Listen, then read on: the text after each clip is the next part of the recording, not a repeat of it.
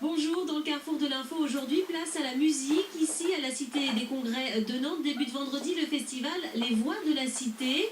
Le collectif Urban Voices viendra y donner 5 concerts. Les chanteurs, tous amateurs, étaient en répétition dimanche. On en parlera dans un instant. Ce sera juste après l'actualité du jour et du week-end. Cela pourrait ressembler à un endroit idyllique, un écrin de verdure surplombant l'air. Seulement voilà, depuis plusieurs mois, le quotidien de ces riverains du quartier du Pont-Durand est devenu un enfer. Ici, le périphérique est à moins de 100 mètres des premières maisons, 70 000 véhicules jour qui produisent un bruit de fond constant. Le quartier en fait, est classé entre 60 et 65 décibels.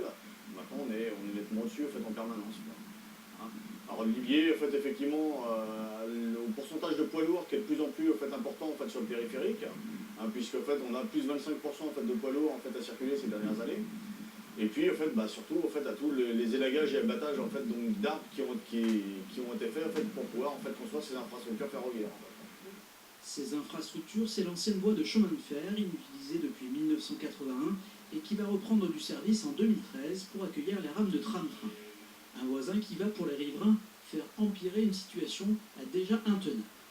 La journée, quand on est chez nous, même les fenêtres fermées, on entend le bruit du périphérique. Les enfants ont du mal le soir à s'endormir.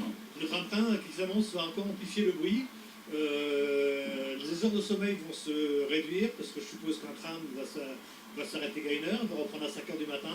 Bah, ça pourrit la vie. Moi j'ai vécu 30 ans à Paris, donc je suis venu à Nantes chercher une certaine qualité de vie que Jean-Marc Ayrault a vendu et a créé. Et là je trouve dommage qu'un projet comme ça annule tout en supprimant des arbres et en ne pensant pas mettre directement à un mur anti-bruit, quoi.